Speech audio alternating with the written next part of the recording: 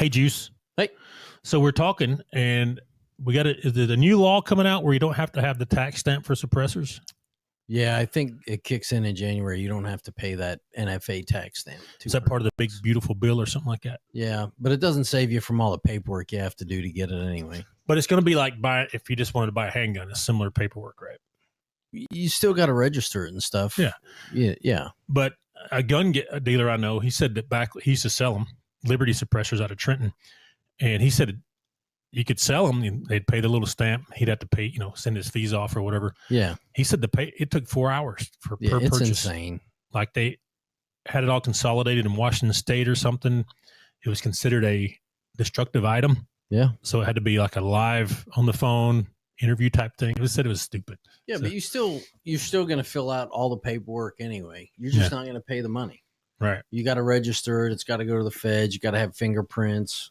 Oh yeah. So if I buy a pistol, I don't have to submit fingerprints. So that's different, right? So okay. If you go buy a pistol now, you fill out the thing and they do a quick background on you to see if you're see if you're a criminal. Yeah. See if you're a dum-dum. But I think they're trying to make it easier to get them. Now, what's the purpose of a suppressor for a civilian? Well, so you don't hurt your ears. That's what somebody brought that up to me, and I said, well, number one, you don't have to wear your pro. Yeah. And most people don't know that suppressors are not silencers. No. They just get them because they're cool. They suppress the sound. They don't silence the weapon. Especially if you got a supersonic bullet coming out of there. So it's going to make a noise. Yeah. But then you got to buy, your subsonic ammo and all that. So. We got some of that in the military once with the Stoner rifles. We put the suppressor on there, and we got some subsonic one time. Yeah. It was some kind of cheap Afghan stuff, but it was, but it worked. It was cool. We just shot dogs with it. So yeah, the poor dogs. It's okay if the weapons are tuned for the suppressor, for the suppressor and the subsonic ammo. Right. But sometimes they're a pain to tune in. Yeah. Especially if you get one lodged or something. Yeah. So. And then if you change whatever ammo you're using, the manufacturer, and you go from, say, 1,000 feet per second to 940 feet per second, it creates problems anyway. So it's one of those, you just, whatever you intend to shoot, that's what you set it up. That's what you tune it for. That's what you shoot out of it. Right. The SR-25, I didn't like it very much though. Yeah. The Stoner. You couldn't hold a group at 100 yards with those things. No. I don't care who you were. No. Especially those we had, had millions of rounds through them. Well, yeah, but we also discussed that other manufacturer. Which one? Knight's Armament. That's the ones that make them, right? Yeah. They bought Stoner, right? Or something. Yeah. Okay. I don't know. I didn't like them. They were junky guns, in my opinion. And they were good for like, I don't know. They weren't suppressive fire. For as precise as we were required to be, they weren't good. So no, they're not. And if you've seen how they were manufactured, you'd know why they're not that good. I turned mine in and just got the old bolt gun. Yeah. The old deer gun. Now, if you were able to machine your components the way it should be, probably extremely accurate weapons. I just wonder why because the military and the government spent billions on that weapon. Sure they did. How is it Knight's getting away with it? Because he doesn't care. Right. All right. I don't know. I think it's a piece of life-saving equipment, and they're just hand-waving it off the assembly line, so. Oh, you would not believe how the stuff passes at that place. And don't ever clean it. No. You won't hit the broadside of a barn if you clean that thing. Once it's cleaned, you're done. You got to start all over. All we did was oil them. That's all we did. So, but yeah, they're cleaning them. Well, speaking of which, Juice, that's very close to what we're talking about today. It is. An airport worker accused of monitoring women with GPS trackers faces stalking charges. Imagine that. Airport worker. How much creepier can this get? It can get creepier, but this is up there. This is in Anchorage, Alaska this year in August. This is when the report was written. Alaska people are weird anyways. Yeah. Alaska, keep your people in order here, man. What's going on? So an airport operations employee in Alaska has been charged in connection with a vehicle tracking investigation. According to the Alaska Department of Transportation, Dustin Madden, who has worked in airport operations at Ted Stevens Anchorage International Airport since 2020, was arrested and charged with 4 misdemeanor counts of stalking and 1 felony count of tampering with evidence. Okay. Now, if this was Alabama, it would be a felony per tracker. Yeah. It's a little more severe here. It is. It may be after Alaska may want to change theirs after this. But the arrest followed multiple reports of unauthorized GPS tracking devices placed on employees' personal vehicles while parked in airport employee lots. Charging documents said that Madden admitted to placing GPS devices, specifically Model 54 trackers from the company Land Air Sea, on at least 6 women's vehicles. We used the Land Air Sea. We did. With permission from the owner. Correct. We don't just go slap them on because we want to check a chick out, right? That's what this guy's doing. Those who found the tracking devices said they were inside plastic bags. This is weird. Those who found the tracking devices said they were inside plastic bags, often along with items like hats and dog shock collars. In total, investigators identified 14 tracking devices linked to Madden with GPS logs showing you monitored women's locations, residences, and workplaces. Authorities said Madden told them he was curious about the women's driving habits and admitted to placing devices while they're at work. Now, these Land Air Seas, we use them, good little trackers. They have magnets on them. Oh, yeah. Called strong magnets. You can just slap them on the bottom, and people rarely find them. This guy was putting them in their bags and stuff. Yeah, I get it, but why the shock collar? I don't know. Why were they there? Let's see. It said shock collars and hats. Yeah. What a weirdo, man. I'm saying homeboy had some issues. So we talked about it a little bit. I think he's more curious than this where their driving habits. He was stalking these people. It's not like he's doing an insurance gig where he's, going to give him a safe driver. Safe driver discount. Yeah. This guy, I mean, they caught him before it started. This guy could have had murder on his mind, rape, breaking enterings, all those things. And they caught him before. I think he was going to be a serial something.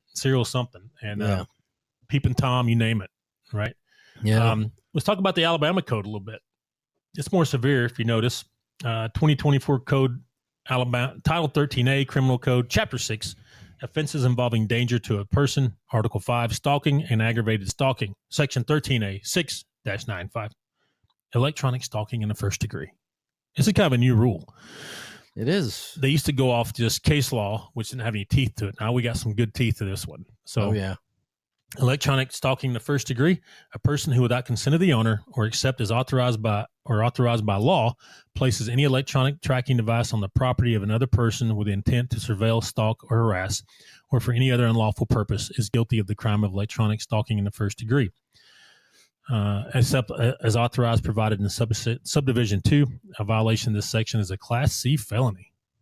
Oh, yeah, a felony. Yep. A person who violates this section, whose conduct violates an existing domestic violence protection order, elder abuse protection order, temporary restraining order, or any other court order, shall be guilty of a Class B felony. So it goes up if you got those things. Right. Aggravated, right?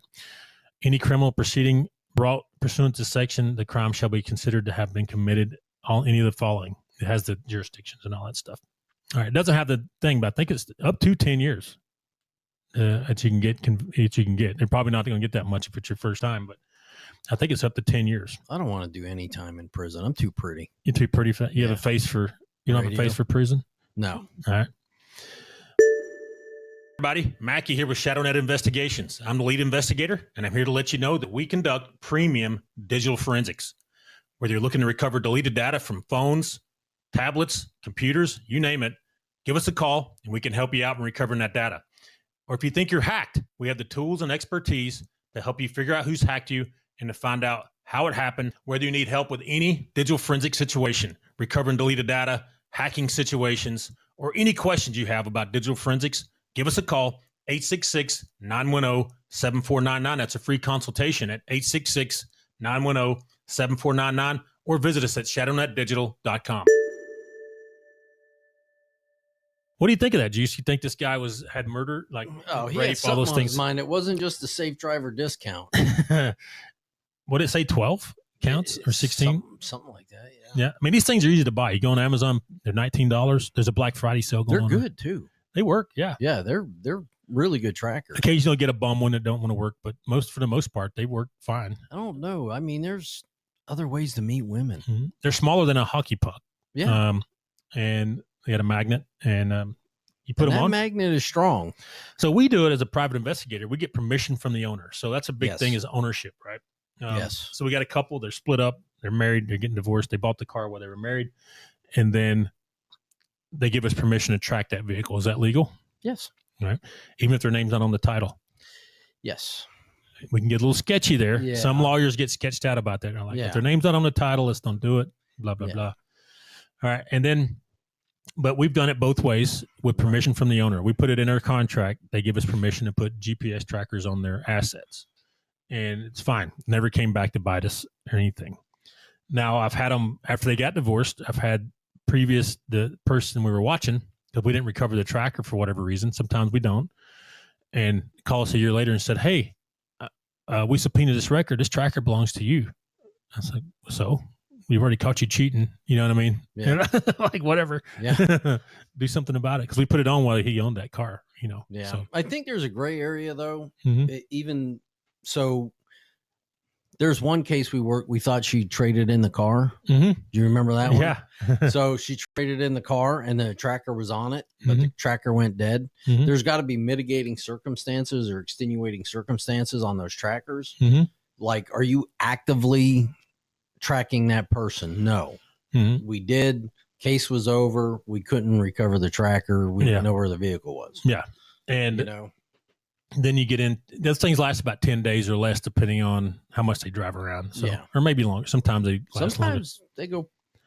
If they set more, they last longer. Or if they're out in this extreme rural area where there's not a lot of cell phone towers, they'll run, because they're like a cell phone. They're searching for a tower all the time, so they'll go dead. But yeah, they can be handy in our situations where we're trying to find a car, get evidence of adultery and all those things. Yeah, but we do it lawfully. Mm-hmm. We get asked a lot to do it unlawfully. They're like, you won't get caught. I'm like, it's going to come up. It's going to come up. I'm going to do it. We've had cases where the client did it unlawfully without telling us. It was brought up in the court. When I got sideswiped by it on the stand. I'm like, had no idea there was a tracker there. We did not use it. Yeah. I promise you, we did not use it. And, I mean, it's got a serial number. You can look up, see who it's on. You can subpoena. Get land there, see give you the record. And they will. If you give them a subpoena, they have to. They're a pretty big company. But then in Alabama, you have electronic stalking in the second degree. This is a little different. So a person who, without the consent of the owner, except as otherwise authorized by law, places any electronic tracking device on the property of another person is guilty of the crime of electronic stalking in the second degree. A violation of this section is a Class A misdemeanor. Any criminal proceeding brought pursuant to this section shall be considered to have been committed in the following jurisdictions. It goes into this. What's the difference, Juice? For first and second? So you got a Class A misdemeanor versus a versus a Class B felony. The circumstances in which it's placed. If you knowingly put that on there, knowing you're not supposed to do it. Yeah. I mean, it changes. The misdemeanor, they leave out the wording of with intent to surveil, stalk, intent of all that stuff. Yeah.